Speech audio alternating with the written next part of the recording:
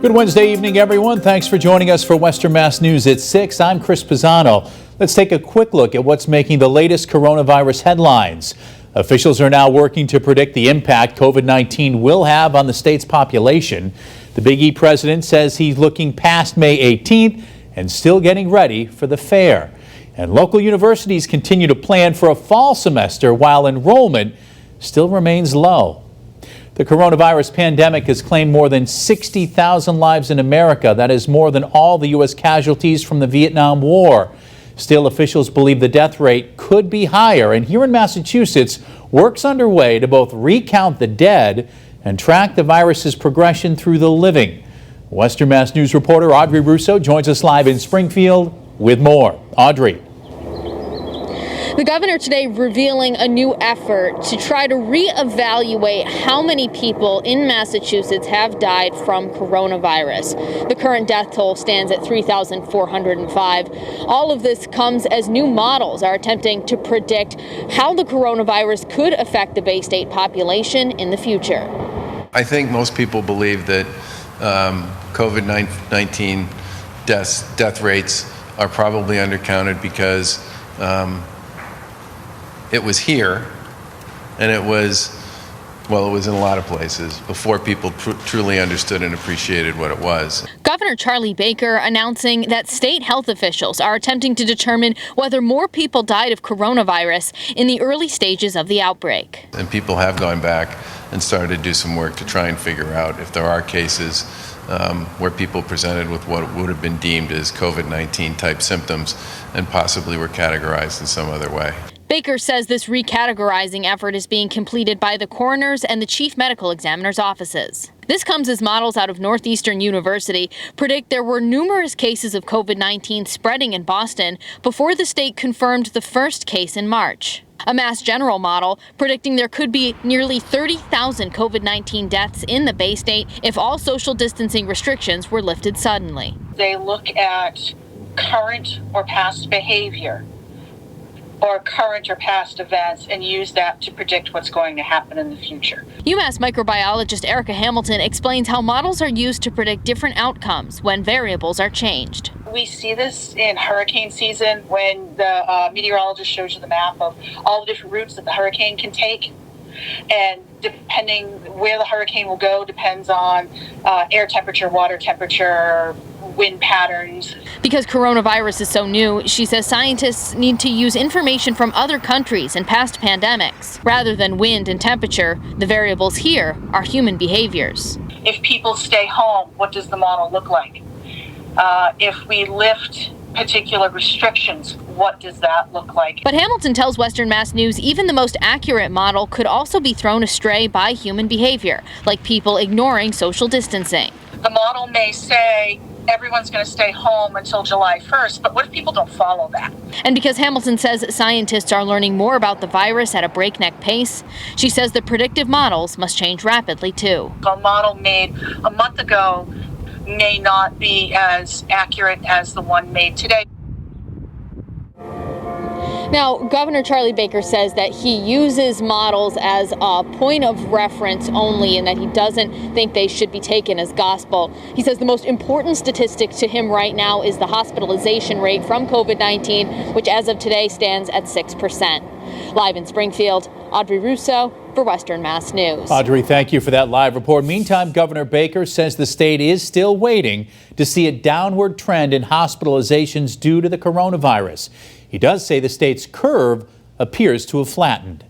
Hospitalizations around COVID-19 patients have been flat, which is better than the sharp spike, but it's not falling at a consistent rate either. Currently, about 7% of those who test positive require hospitalization statewide. The Massachusetts Department of Public Health releasing the latest numbers today. So far, the number of tests conducted, 256,618, with more than 11,000 tests conducted today. The DPH confirming 60,265 cases of COVID-19, up 1,963 from yesterday. 3,405 people have died from COVID-19, with 252 new deaths reported today. And breaking those numbers down for you county by county, Hampden County reporting 3,698 cases, Hampshire County 531, Franklin 252, and Berkshire County 440. So in total, Western Mass has 4,921 cases. The Big E Fairgrounds continues to be a COVID-19 testing site for first responders. Now tonight, we're getting answers on the status of the much anticipated Eastern States Exposition in September. Western Mass News reporter Leon Purvis is live for us in West Springfield with more. Leon. Chris, as of now, the Big E is still on. President and CEO of the Big E, Gene Cassidy, says he's looking past May 18th. He's looking ahead to when this coronavirus pandemic is over. His outlook on the future is optimistic. We're going gangbusters planning for the fair, and I think that's, we all need to be looking forward. We need to be looking past tomorrow and past, now May 18th. There's a lot of things that we should be positive about, and I think, when it comes to the fair, my head is in the planning stage fully. You have to. We plan a big event, and I think everybody should be looking forward to the future past this difficult time.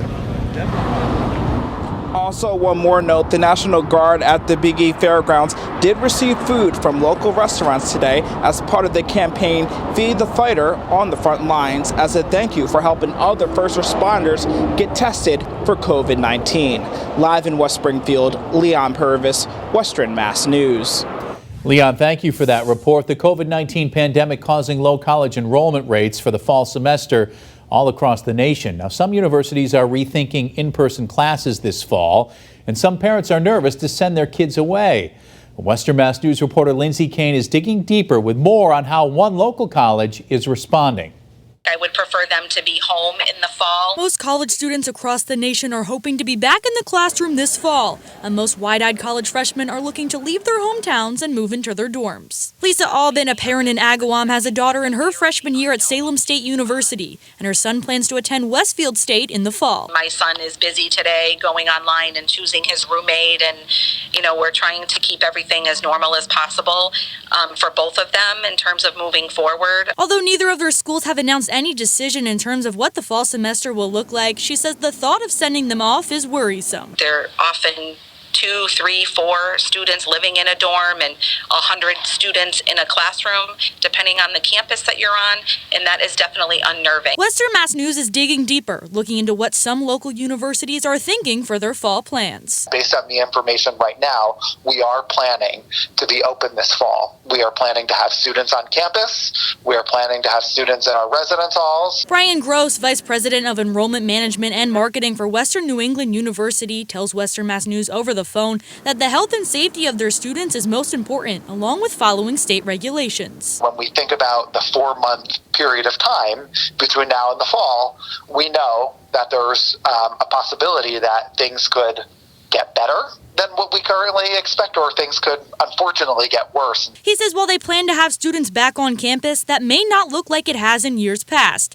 The university has multiple committees planning for testing and contact tracing and personal protective equipment. Looking at social distancing, looking at every detail to, faculty office hours, clubs and activities meeting, and how we would be able to, offer, a full Western New England University experience, but do so with the health and safety of our students first and foremost. The university extended its deposit deadline until June 1st. They've also cut summer tuition in half, are offering graduating seniors 2 free classes in a master's program, and extended the freshman and transfer application deadline until August 15th for parents who may want their children to commute and live at home. We really feel that that was the right thing to do to give our families more time to make an informed decision. The school will be announcing a formal fall plan in early to mid-June. In Springfield, Lindsay Kane, Western Mass News.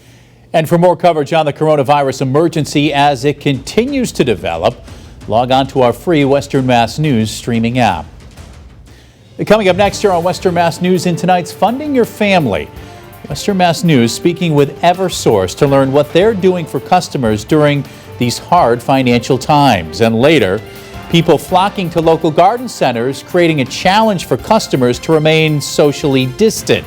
Jacob? And we're tracking a few light showers moving into the Berkshires. Many of these not even reaching the ground, but a couple of sprinkles possible into this evening. More on the way tomorrow and Friday. We'll look at your first warning forecasts after the break.